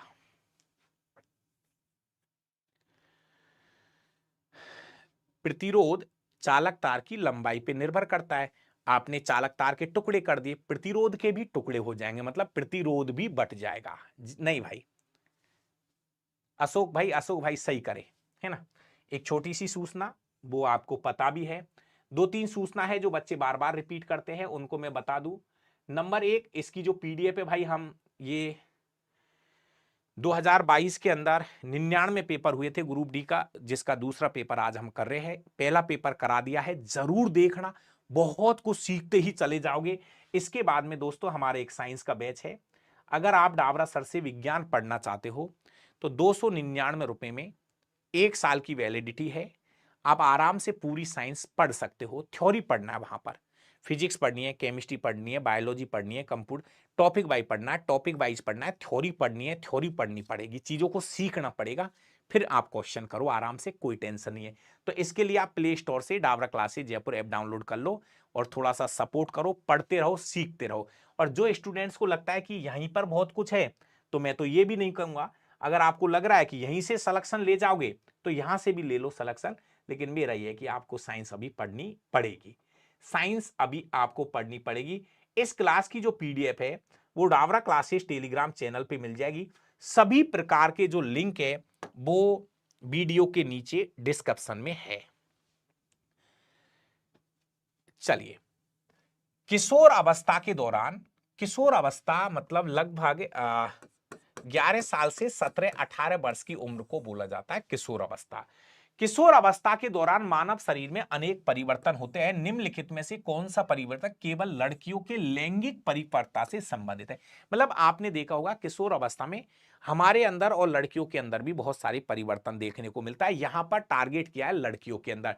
टेक्नीशियन का एग्जाम कब तक हो सकता है? दिसंबर तक टेक्नीशियन का एग्जाम जाएगा, है ना। तो लड़कियों के अंदर स्तन ग्रंथियों में वृद्धि होती है, ये इसका लैंगिक लक्षण है। स्पेशली लड़कियों के ऊपर ये शब्द पूछा गया है, क्योंकि जो जैसे जैसे इस अवस्था में जब लोग आते हैं तो मुंह के ऊपर से छोटे छोटे दाने से निकल जाते हैं, तो ये तो लड़की और लड़के दोनों में हो सकता है। शरीर के हिस्सों में बालों का बढ़ना, ये भी लड़की लड़कों दोनों में कॉमन है। उसके दिखावट के प्रति सचेत, तो ये वाली चीजें सब नहीं है। एक लड़कियों के लिए स्पेशली चौथा नंबर का ऑप्शन लिया है। किस जीवाणु की उपस्थिति से जल प्रदूषण का सूचक है? जल का प्रदूषण का सूचक किसे माना जाता है? किस जीवाणु की उपस्थिति जल प्रदूषण का सूचक माना जाता है? तो इस क्वेश्चन का सही जवाब है आपका ई कोलाई कोलीफॉर्म नामक आपका बैक्टीरिया होता है, जो कि पॉल्यूशन की जगह पे उगते हैं और वो पॉल्यूशन की संकेत देने का काम करते हैं। जी हां, ई कोलाई कोलीफॉर्म बैक्टीरिया है ये पता है कि विब्रियो कोलेरा हैजा का बैक्टीरिया है, हैजा का बैक्टीरिया। और इस पे एक क्वेश्चन और आता है, ये विब्रियो कोलेरा जो है ये हैजा का बैक्टीरिया है। और एक क्वेश्चन आता है, इसकी आकृति कोमे के जैसी होती है। बहुत अच्छा क्वेश्चन है। कोमा, कोमा हिंदी में जो कोमा लगाते हैं ना अपन, उसके जैसी इसकी आकृति होती है। माइक्रोबैक्टीरियम ट्यूबरकुलोसिस, ये टीबी का बैक्टीरिया है। टीबी ट्यूबरकुलोसिस खांसी। Mycobacterium tuberculosis. साल्मोना टाइफी, ये टाइफाइड का बैक्टीरिया है। टाइफाइड का बैक्टीरिया है ये किसका? ये माइक्रोबैक्टीरियम ट्यूबरकुलोसिस।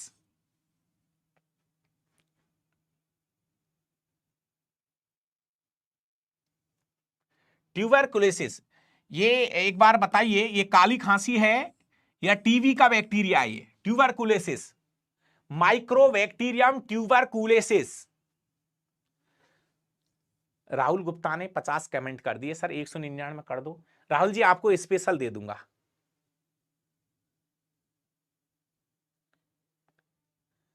ठीक है ठीक है जी। अगर आप ही को चाहिए ना तो आपको 199 में भी दे दूंगा। भाई इतने कमेंट क्यों कर रहा है? ठीक है 199 में दे दूंगा आपको गुप्ता जी, है ना? जी जी जी जी, आप पढ़िए पढ़िए, आप 199 में पढ़िए।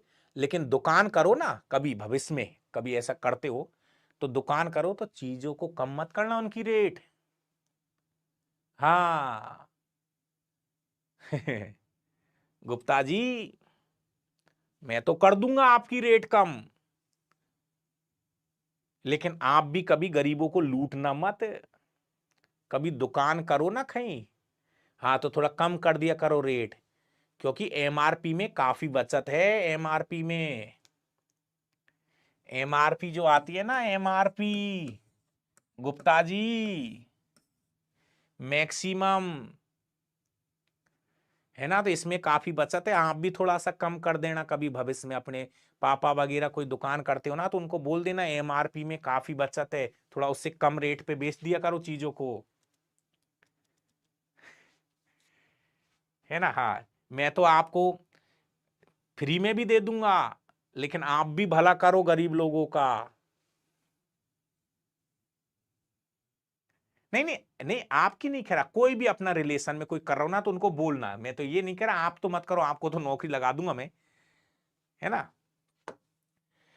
गुर्दे में मूत्र के निर्माण में निम्नलिखित में से किस क्रम में 3 प्रक्रियाएं शामिल होती है? मैं आपको बता दूं, लास्ट एंड फाइनल बात को सुन लीजिए कि जब हमारी किडनी में मूत्र बनता है तो सबसे पहला जो पद होता है ना, वो फिल्ट्रेशन होता है। एक शब्द होता है फिल्ट्रेशन।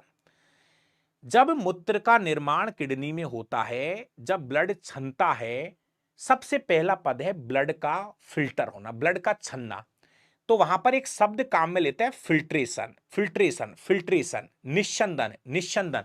ये पहला पद होता है निस्यंदन, निस्यंदन। ये पहला पद होता है निस्यंदन। मूत्र निर्माण की प्रक्रिया का जो पहला कद होता है वो फिल्ट्रेशन होता है। एक तरह से जो हमारा ये वाला हिस्सा जो होता है, क्या बोलते हैं इसको बताओ? ये वाला हिस्सा, ये कप कप कप, ये बोमेन संपुट होता है, बोमेन संपुट, है ना? बोमेन संपुट होता है। तो यहां से एक तरह से ब्लड के छनने की क्रिया शुरू हो जाती है। उसके बाद में होता है जो भी कुछ अच्छी चीजें छन जाती है तो पदार्थों का पुनः अपशोषण। पुनः अपशोषण सेकंड काम होता है, पुनः अपशोषण, चयनात्मक पुनः अपशोषण। जी हां, जी हां। दूसरा पद होता है जो भी काम की चीजें छन जाती है ना उनको वापस खींचा जाता है, ये पुनः अपशोषण दूसरा शब्द होता है। और इसके बाद में निष्कासन, तीसरा जो पद है वो है निष्कासन। तो ये पहला ऑप्शन इसका राइट आंसर बनेगा।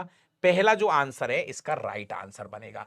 सबसे ज्यादा जो अपशोषण होता है वो समीपस्थ कुंडलित नलिका में होता है, समीपस्थ कुंडलित नलिका में होता है। उसके बाद एक आता है हेनले का लूप, ये शब्द पकड़ के रखना, हेनले का लूप जो शब्द है इसको पकड़ के रखना। तो ये थे आज के पूरे 25 क्वेश्चन। ये इसकी आंसर की है, कुछ गलती हो तो एक बार चेक कर लेना। और ये जो पीडीएफ है ये आपको डाबरा क्लासेस टेलीग्राम चैनल पे डाल दूंगा। कल की पीडीएफ भी डाली है, पेपर नंबर के साथ सब कुछ मैं व्यवस्थित कर रहा हूं आपके लिए। लेकिन यार कल से भी डाउन हुआ है, तो अब मुझे कमेंट करके बता दो कि ये क्लास कैसी रही, क्या कुछ सीखने को मिला है चीजें। और कल आपका पेपर नंबर 3 भी होगा, है ना। जल्दी में जैसे ही थोड़ा सा व्यवस्थित होगी चीजों को, हमें इसका ओरिजिनल पीडीएफ भी हमने डाल दी वहां पर, एक एक क्लास की ओरिजिनल पीडीएफ भी मैं वहां डाल रहा हूं डाबरा क्लासेस टेलीग्राम पर। जैसे ये पीडीएफ डालूंगा इस पीडीएफ के बाद में ओरिजिनल पीडीएफ भी डाल दूंगा, इस पीडीएफ के बाद में ओरिजिनल पीडीएफ भी मैं डाल दूंगा, तो आप वहां से प्राप्त कर लेना। तो ये रहा आज का पेपर नंबर 2। एक छोटा सा कमेंट कर दो प्यारा सा कि आज की क्लास कैसी रही। और आप भाइयों से निवेदन है, अगर आपको कुछ अच्छा लगे तो जब वीडियो खत्म होती है उसके बाद में एक कमेंट जरूर लिख दिया करो। आपका एक पॉजिटिव कमेंट वीडियो खत्म होने के बाद लिख दिया करो, मैं उसका इंतजार करता हूं, उसको पढ़ता हूं, रिप्लाई भी करता हूं। जैसे आज इस भाई का मैंने कमेंट पढ़ा तो मुझे लगा कि यार ऐसे भी पॉजिटिव सोच के इंसान है जो, तो ऐसे है, तो ऐसे कमेंट आपको लगे तो इसको क्या, जैसे कोई दूसरा भी पढ़ता है ना इन कमेंटों, तो उनको भी लगता है, एक पॉजिटिव रेस्पॉन्स वाली कहानी है। तो कभी आपको समय मिले तो डाबरा सर के लिए एक कमेंट जरूर लिखना कि आपको विज्ञान कैसी लग रही है, मेरा सिखाने का तरीका, मेरा मेहनत जरूर से आप बताना। बाकी का एक लास्ट चीज है, बहुत ज्यादा आपको नहीं करनी है, 1 मिनट डाबरा सर के लिए, बस ये ही कहता चलूंगा। जब मैं आपके लिए 4 से 5 घंटा कर सकता हूं तैयारी, तो आप 1 मिनट का समय निकाल के जो भी अपने फ्रेंड हो वीडियो को शेयर कर देना, चाहे वो फेसबुक हो, चाहे आपका इंस्टाग्राम हो, चाहे आपका टेलीग्राम हो, चाहे आपका व्हाट्सएप चैनल हो, आप सभी भाई वीडियो को शेयर कर देना। Thank you. कल पेपर नंबर 3 भी करा दूंगा। और मैं एक प्लानिंग और करके बैठा हूं, एक प्लानिंग, जितने भी रेलवे की तैयारी कर रहे हैं ना उनके लिए एक प्लान और सेट कर रखा है। उस प्लान को भी आप सुन के खुश हो जाओगे। मैं आपसे फिर कह रहा हूं, एक प्लान और मेरा है, अगर ये प्लान मेरा सक्सेस हुआ तो आपका एग्जाम से पहले, एग्जाम से पहले मेरा एक प्लान है, उस प्लान को भी आप सपोर्ट करना।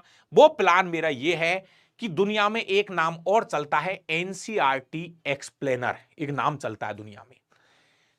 लोग बात पता नहीं क्या कर रहे हैं, जो भी है, लेकिन वो लास्ट तीर बाण होगा।